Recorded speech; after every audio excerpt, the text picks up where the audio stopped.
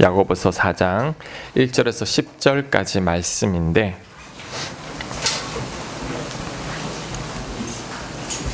제가 1절에서 우리 3절까지만 읽고 우리 한번 나누도록 하겠습니다. 1절, 야고보서 4장 1절에서 3절까지만 먼저 읽고 이제 그 이후에 또 말씀 나누도록 하겠습니다. 성경을 찾아야 됩니다. 본문이 길기 때문에. 자, 너희 중에 싸움이 어디로부터, 다툼이 어디로부터 나느냐? 너희 지체 중에서 싸우는 정욕으로부터 나는 것이 아니냐? 너희는 욕심을 내어도 얻지 못하며 살인하며 시기하여도 능히 취하지 못함으로 다투고 싸우는도다. 구하여도 너희가 얻지 못함은 구하지 아니하기 때문이요 구하여도 받지 못함은 정욕으로 쓰려고 잘못 구하기 때문이라. 아멘. 자, 1절만 다시 읽습니다. 너희 중에 싸움이 어디로부터, 다툼이 어디로부터 나느냐? 너희 지체 중에서 싸우는 정욕으로부터 나는 것이 아니냐? 아멘. 자, 여러분, 왜 싸울까요? 왜 다툴까요? 성경은 뭐라고 말씀하고 있죠? 정욕 때문이라고 합니다. 정욕이 뭐냐? 육체의 욕심이라는 거죠. 교회 세습 문제로 시끄럽죠. 다투고 있죠. 왜 그럴까요? 욕심이죠. 내 교회라는 생각, 또 아들에게 물려주고 싶다라는 생각들.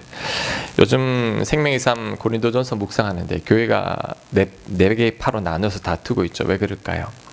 주도권 싸움이죠. 기득권 싸움이죠. 내가 주인이라는 거죠. 예수님의 제자들이 말년에 다투죠. 왜 다툴까요?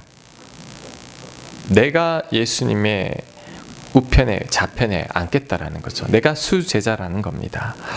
여러분, 지금 혹시 다투고 있습니까? 싸움 중에 있습니까? 한번 곰곰이 생각해 보십시오. 그 가운데 내 욕심이 숨어 있습니다. 누군가 마음에 들지 않습니까? 밉습니까? 그것도 욕심이죠. 왜 모든 사람이 여러분 마음에 들어야 합니까? 누가 여러분을 인정해 주지 않습니까? 그래서 화가 납니까? 왜 여러분이 다 인정을 받아야 합니까? 누가 여러분 뜻대로 해주지 않습니까?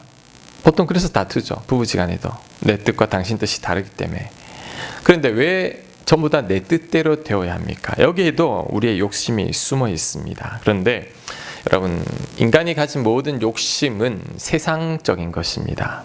지난주에 하나님의 지혜, 세상의 지혜, 이제 야고보서 계속 우리 공부하고 있는데, 세상의 지혜가 바로 욕심이요. 그 욕심이 다툼을 일으킵니다. 요한일서 2장 16절 말씀 우리 주보에 있는데 우리 같이 한번 읽어보도록 하겠습니다. 시작. 이는 세상에 있는 모든 것이 육신의 정욕과 안목의 정욕과 이생의 자랑이니 다 아버지께로부터 온 것이 아니요 세상으로부터 온 것이라. 그죠? 정욕은 하나님께로부터 온 게 아니라 다 세상으로부터 왔다라는 거죠. 육신의 정욕. 자, 육체의 욕심이죠. 성적인 욕망이죠. 하나님으로부터 온 게 아닙니다. 그 다음 안목의 정욕, 눈의 정욕이죠. 내 눈에 가지고 싶은 거 다 소유하고 싶은 마음, 이것도 세상의 욕심입니다. 그 다음 이생의 자랑, 인정받고 싶죠. 박수받고 싶은 마음, 권력이죠. 이것 또한 세상의 욕심이라는 거죠. 그런데 이 세상의 욕심이 있는 곳에는 반드시 다툼이 일어납니다. 싸움이 일어나는 거죠. 이 욕심이 커지면 죽이기까지 하면 사람들을. 자, 2절에 보면 너희는 욕심을 내어도 얻지 못하여 살인하며, 욕심을 냈는데도 안 얻으시니 죽여버리는 거죠. 시기하여도 능히 취하지 못함으로 다투고 싸우는다. 가인이 아벨을 왜 죽였죠? 욕심 때문이죠. 다윗이 왜 밧세바 남편을 죽였죠? 밧세바를 차지하고 싶은 욕심, 자신의 범죄를 무마하고 싶은 그 욕심 때문이죠. 그래서 여러분, 욕심이 있는 한, 자, 여러분, 절대 다툼은 사라지지 않습니다. 그래서 지금 여러분 누군가 다투고 있습니까? 싸우고 있습니까? 보통 상대를 원망하죠. 저 사람 때문에 뭔가 이렇게 되었다. 그런데 아닙니다. 욕심이 숨어 있습니다. 내 욕심이 그 안에 숨어 있죠. 그래서 다툼이 일어납니다. 그래서 여러분 혹 다투고 있다면, 내 욕심은 뭘까? 어떤 욕심 때문에 이런 다툼이 생겼을까를 생각해 봐야 합니다. 그때 하나님께서 가르쳐 주실 겁니다. 자, 2절 끝에 너희가 얻지 못하면 구하지 아니하기 때문이요. 욕심 이야기하다가 갑자기 기도 이야기가 나오죠. 왜 그럴까요? 기도도 욕심과 관련이 있기 때문이죠. 자, 일단 우리가 얻지 못하는 것은 무엇 때문이냐면 하나님께 구하지 않기 때문입니다. 저를 한번 보세요. 크리스찬들에게 굉장히 큰 특권이 있어요. 그 특권을 가지고 있는데 그 특권을 누리지 못하는 게 뭔지 아세요? 기도입니다. 기도가 얼마나 큰 특권인지 모릅니다. 그런데 이것을 제대로 누리지 못하는 게 우리들이라는 거죠. 저희 교회가 거래하는 은행이 이제 국민은행인데, 제가 월말에 은행에 갔다가 이제 손님이 많아가지고 대기표를 뽑아가지고 한 30분 넘게 기다렸습니다. 그리고 이제 창고로 딱 갔더니 이제 그분이 계좌를 이렇게 조회하다가 하는 말이 왜 줄을 섰어요? 그러더라고요. 네? 그러니까 고객님은 VIP 고객이니까 이렇게 줄 서지 않아도 되고 바로 2층으로 올라가세요. 그러는 거예요. 그래서 제가 왜 VIP 고객이죠? 너 돈 많이 없는데? 그러니까 우리 교회 이제 헌금을 국민은행에 거래를 하고 제가 교회 대표다 보니까 제가 VIP가 되어 있는 거예요. 나중에 깨달았어요. 그래서 올라가라고 그래요. 그래서 올라갔더니 룸이 따로 있어요. 그리고 들어오라 그러고 커피도 주고 사탕도 주고 막 그래요. 그래서 몰랐던 거죠. 그 뒤로는 이제 줄 서지 않습니다. 바로 2층으로 올라갑니다. 2층으로 올라가가지고 이제 직접 기다리지도 않고 이렇게 거래를 하는데 대접 받으면서도 굉장히 미안해요. 별로 한 것도 없는데 싶은데 제가 왜 이런 말을 드리냐면 제가 VIP 고객인 줄 모르니까 전 여전히 밑에서 1시간 동안 줄을 서는 거죠. 계속해서. 우리 크리스찬들이 그래요. 하나님께 구하면 되는데, 하나님께 기도하면 되는데, 기도가 하나님의 능력의 통로인데 우리가 기도하지 않는다라는 거죠. 아니 VIP 고객이면 뭐합니까? 밑에서 줄 서고 있는데 기도하면 내가 응답해 주겠다 약속했는데도 우리는 기도하지 않으니 이게 무슨 소용이 있냐는 그 말입니다. 여러분, 하나님의 자녀들은 특권이 있어요. 내가 기도할 때 하나님께서 응답해 주신다라는.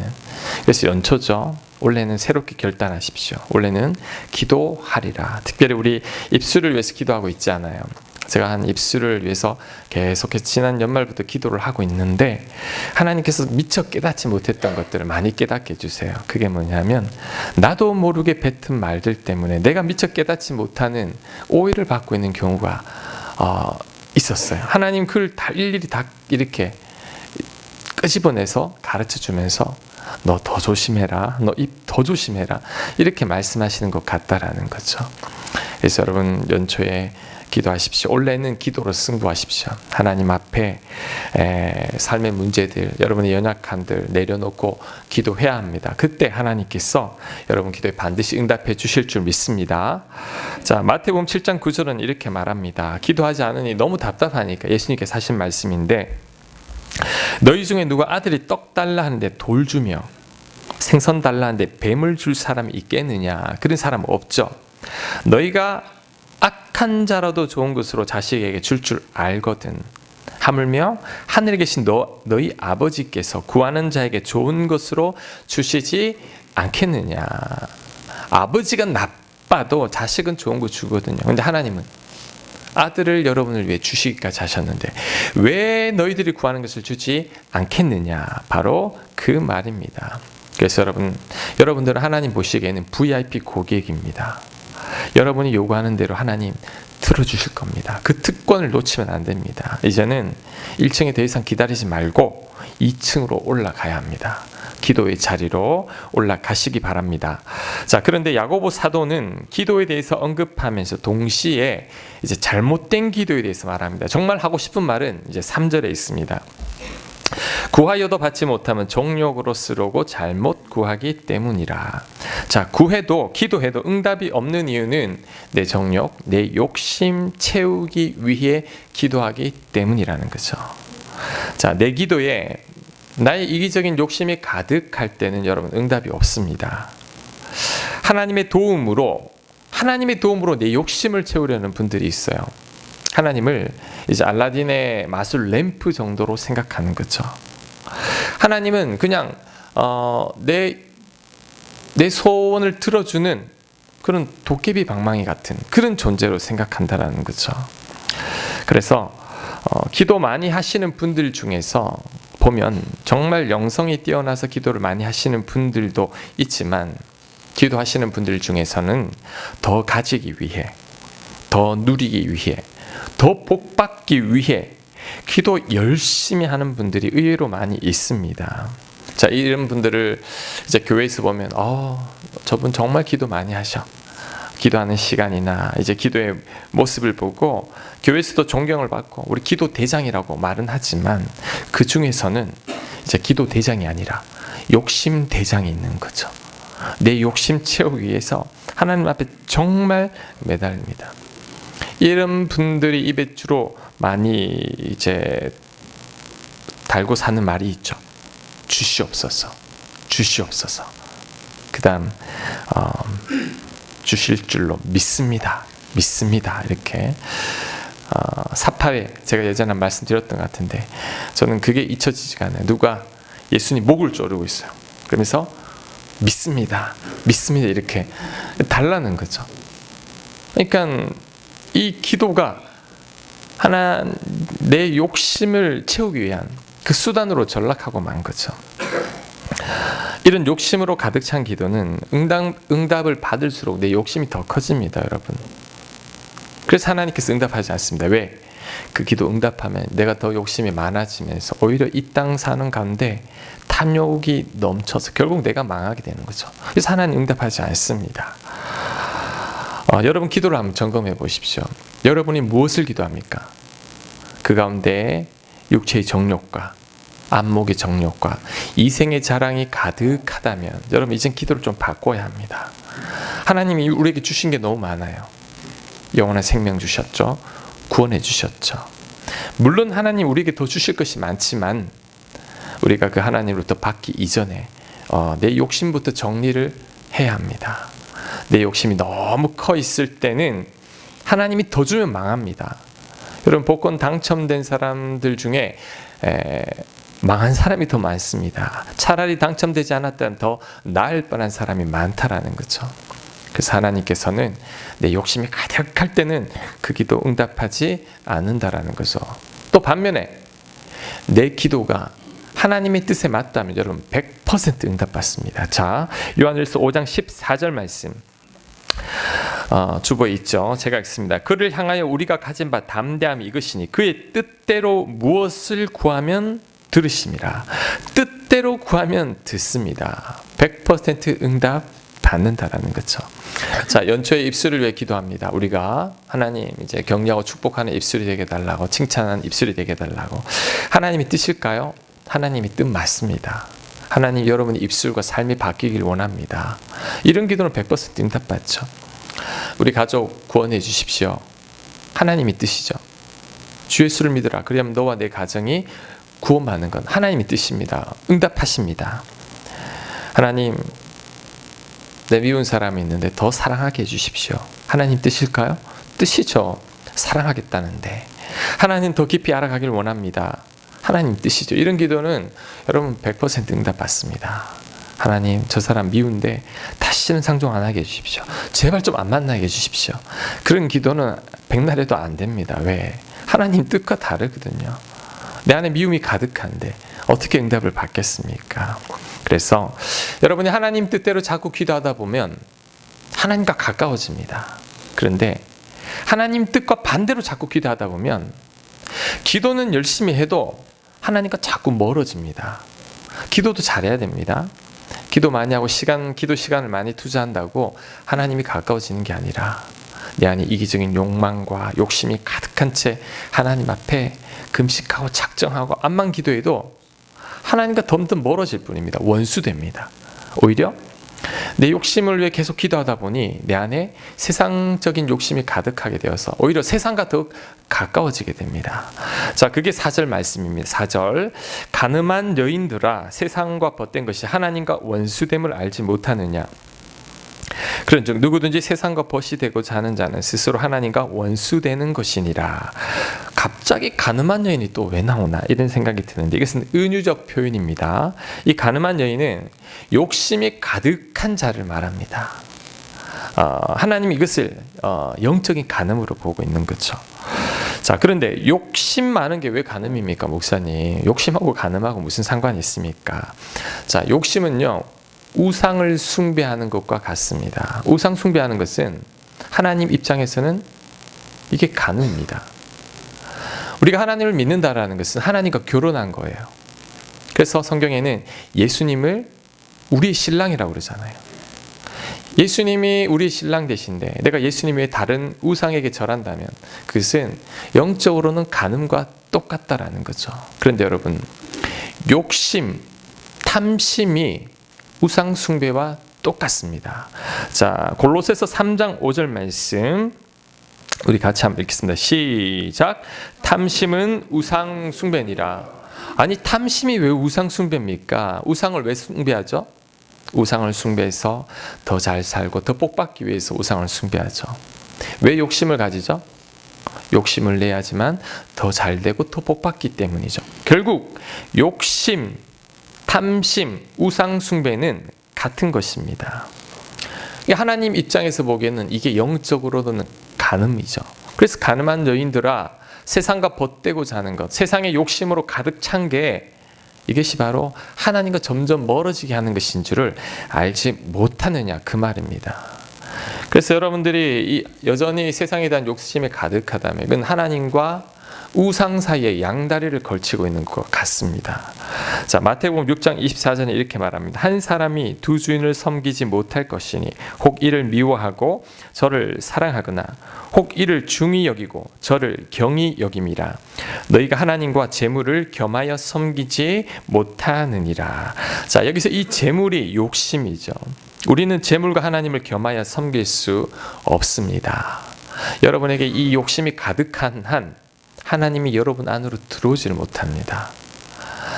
두 주인을 섬기고 있는 거죠. 그래서 여러분, 우리 가운데는 교회의 교인들은 딱 세 부류입니다.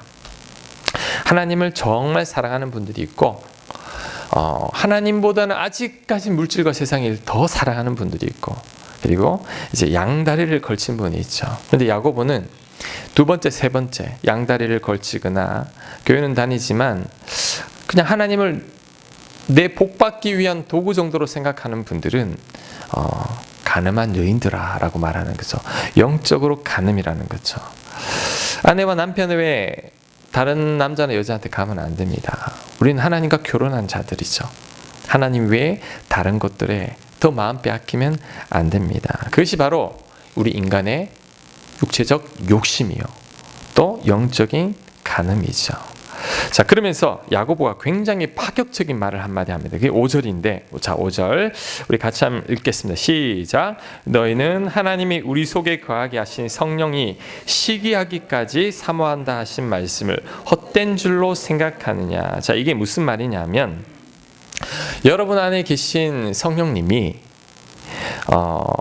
하나님이 우리를 얼마나 많이 사랑하는지 질투할 정도라는 거죠.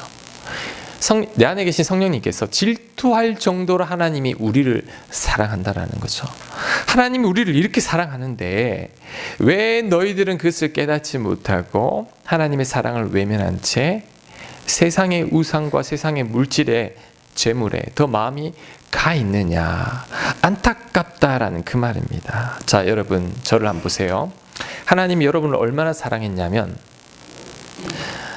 당신의 아들과 우리들을 바꾸었습니다. 자, 여러분의 자녀 목숨하고 10억하고 바꿀 수 있습니까? 못 바꾸죠. 이 귀한 자녀를 어떻게 바꿉니까? 그런데 하나님은 바꾸었습니다.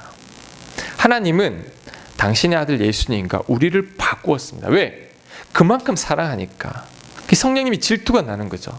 아니, 인간들이 뭐길래 하나님이 당신의 아들까지 주시면서까지 사랑하는가? 그런데 인간들은 그것을 깨닫지 못하고 그 하나님이 사랑을 외면한 채 여전히 세상에 마음이 가 있고 세상의 욕심만 가득하다는 거죠. 그 성령님이 안타까워한다라는 거죠. 하나님 외면하면 안 됩니다. 하나님보다 더 따르는 게 있으면 안 되는 거죠. 여러분, 조강지처를 버리면 안 된다 그러죠. 이게 조강지처 유래가 이렇습니다. 우리 중국 후한 광무제 때 우리 관리 가운데 송홍이라는 그런 관리가 하나 있었는데 인품이 훌륭하고 또 사람들에게 존경을 받는 인물이었죠. 그런데 이 광무제 누님이 일찍 과부가 돼서 홀로 외롭게 거하고 있었어요.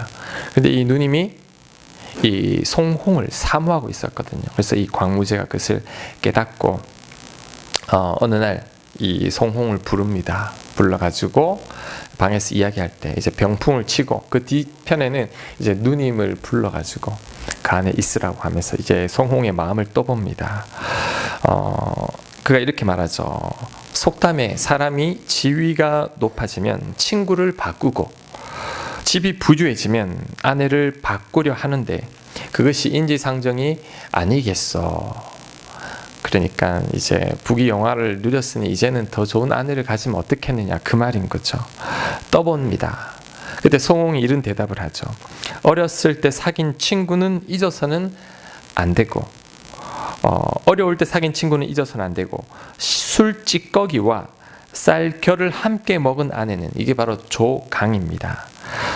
즉 같이 고생한 아내는 버려서는 안 된다고 들었습니다. 그러니까 왕이 아무리 많은 부귀영화를 준다 할지라도 같이 고생했던 내 아내를 어떻게 버릴 수 있겠습니까? 바로 그 말이죠.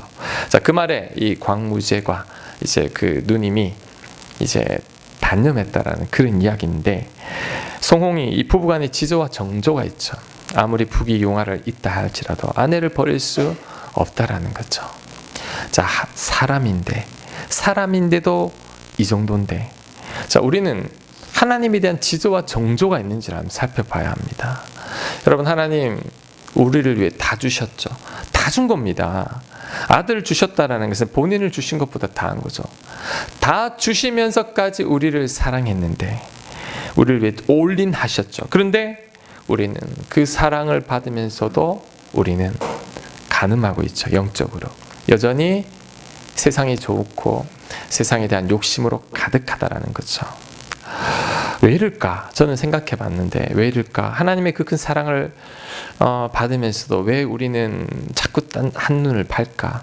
제가 내린 결론은 그 사랑을 모르기 때문이라고 생각합니다.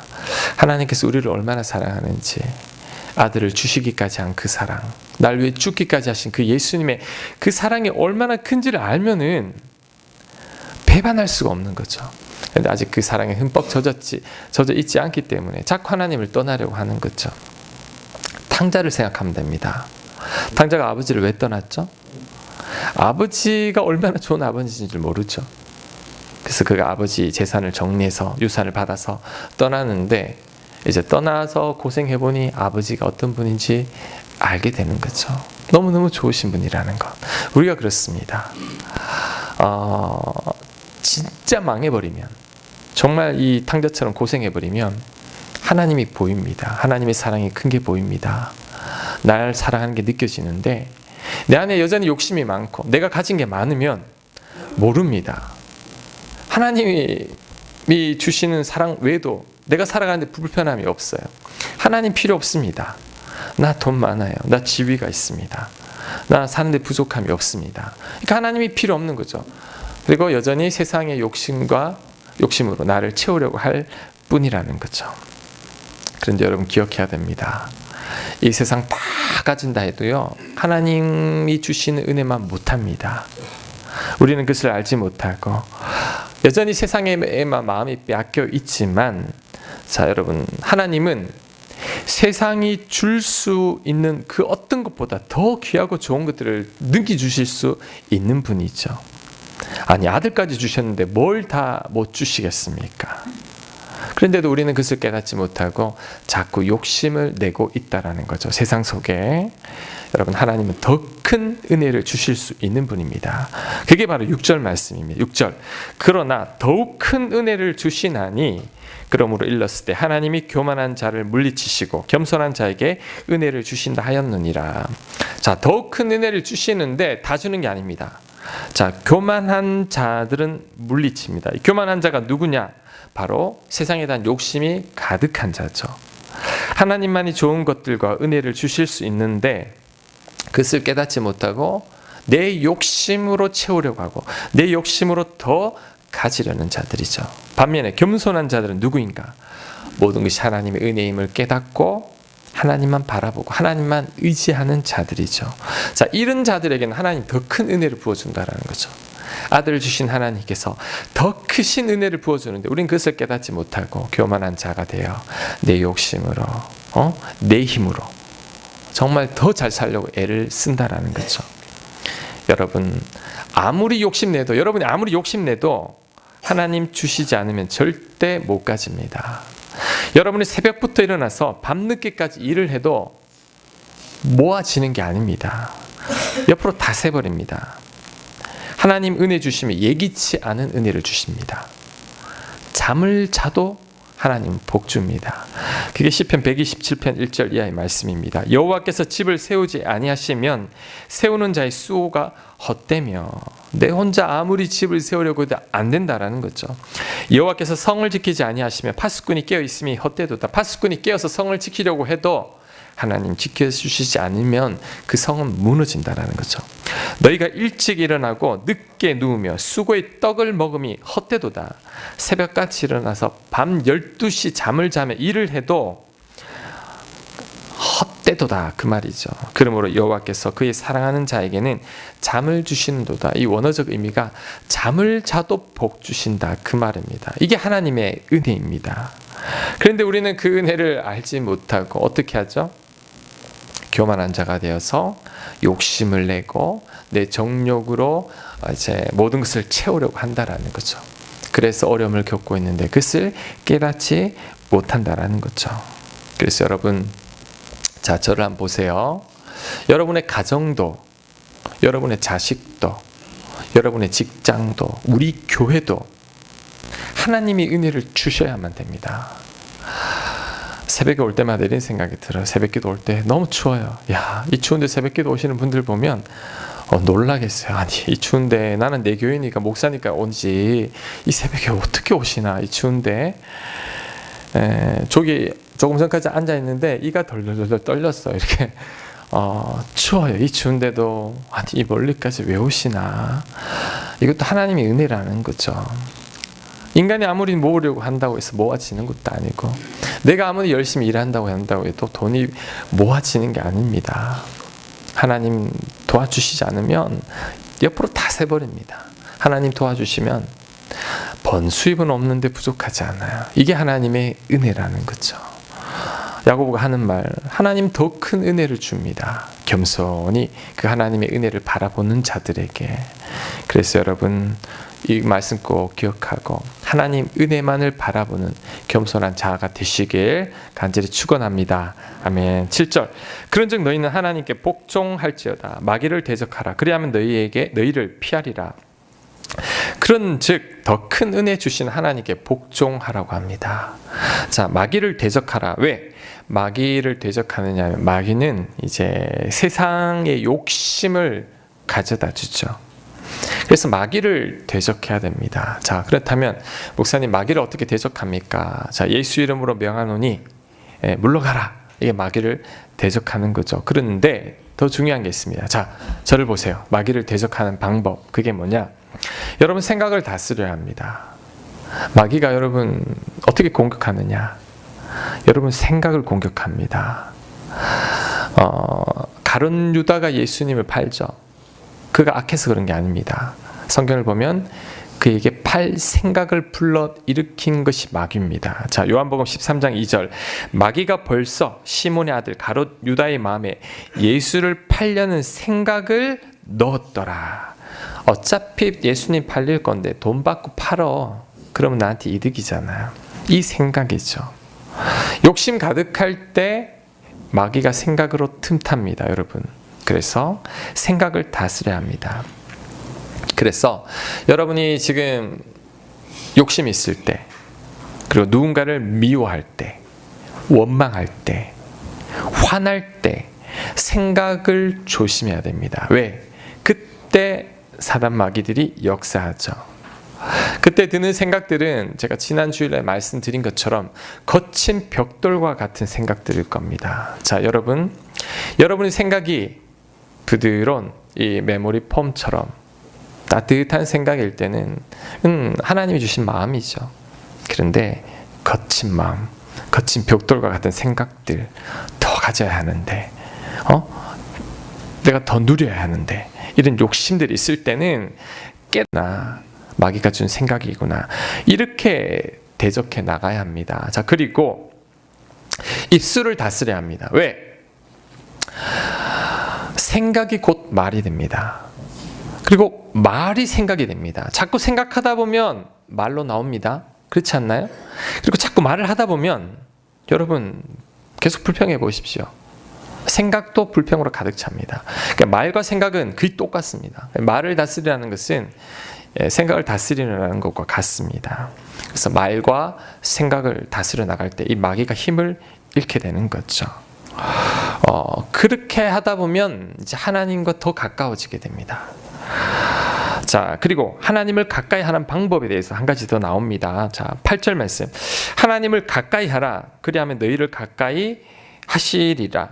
죄인들아, 손을 깨끗이 하라. 두 마음을 품은 자들아, 마음을 성결하게 하라. 마귀를 대적하기 위해서는 하나님을 가까이 하는데, 자, 하나님을 가까이 하는 게 뭔가?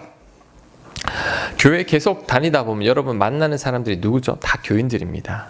세상에서 교회를 안 다니다가 뒤늦게 교회를 다니기 시작해도 이제 주일날 교인들하고 만나서 교제하죠. 그래서 목장 모임이 중요합니다. 그 다음에 뭐 주중에도 성경 공부 있으면 오게 되죠. 주중에도 교인들을 자꾸 만나다 보면 내가 만나는 사람들이 다 바뀝니다. 점점 교인들로. 세상 친구들하고 멀어지게 되는 거죠. 하나님도 똑같습니다. 여러분이 6일간 세상 속에 살면서 어떻게 하면 더 잘 먹고 잘 살까만 자꾸 생각하다 보면 세상과 가까워지고 욕심이 생기게 되고, 그러다 보면 마귀와 가까워지는 거죠. 그런데 하나님을 가까이 하는 것, 예배 드리기를 사모하고 기도하고 늘 말씀 가까이 하고 큐티하고 경건서적 읽고 믿음의 지체들과 같이 교제를 나누다 보면 저절로 하나님과 가까워집니다. 세상과 멀어지게 되는 거죠. 그래서 여러분들이 만약에 이 6일 동안 삶이 여러분 하나님과 동떨어진 삶을 살고 있다면 이 세상의 소나기에 있는 것과 마찬가지죠. 우리들은 자꾸 하나님과 가까워지려고 애를 써야 됩니다. 그럴 때 우리가 하나님 은혜를 누리게 되는 거죠. 자, 그 다음에 8절에 보면 죄인들아 손을 깨끗이 하라. 자, 손을 깨끗이 하라. 이게 뭐냐? 우리 보통 나 이제 손 씻었어 이러지. 이제 뭐 나는 이제 그쪽 세계하고는 손 씻었어 이렇게 말을 하는데, 그 말은 이제 그쪽으로 가지 않겠다라는 거죠. 죄와는 상관하지 않겠다. 죄를 멀리하겠다라는 겁니다. 그 다음에 두 마음을 품은 자들아, 마음을 성결하게 하라. 성결, 깨끗하게죠. 우리 안에 성령님이 계시죠. 내 마음을 깨끗하게 할 때 하나님과 더 가까워지는 거죠. 자, 야고보가 그것을 말하고 있습니다. 자, 그리고 한 가지 더 하나님과 가까워지는 방법을 더 말씀하고 있습니다. 9절 우리 같이 한번 읽겠습니다. 시작. 슬퍼하며 애통하며 울지어다. 너희 웃음을 애통으로, 너희 즐거움을 근심으로 바꿀지어다. 자, 슬퍼하고 애통하며 울며 근심하라고 합니다. 아니, 행복하게 웃으며 지내야지 왜 슬퍼하고 근심하라고 합니까? 자, 이 말씀은 여러분 가난한 마음을 유지하라는 거죠. 세상의 즐거움과 쾌락과 기쁨만을 생각하다 보면 여러분 하나님과 점점 멀어집니다. 자, 마태복음 5장 3절 이하의 말씀, 바로 그 말씀이죠. 심령이 가난한 자는 복이 있나니 천국이 그들의 것임이요, 애통하는 자는 복이 있나니 그들이 위로를 받을 것임이요. 우리 마음이 가난할 때, 애통할 때 하나님이 필요합니다. 그래서 하나님을 만나게 되죠. 근데 여러분 축제 가운데 하나님 만난 사람 있습니까? 클럽에 가서 하나님 만난 사람이 있나요? 네, 술 먹고 흥청망청 친구들하고 놀면서 하나님 만날 수 있습니까? 못 만납니다. 오히려 우리들의 심령이 가난하고 애통하며 근심할 때, 그때 하나님을 만나게 되죠.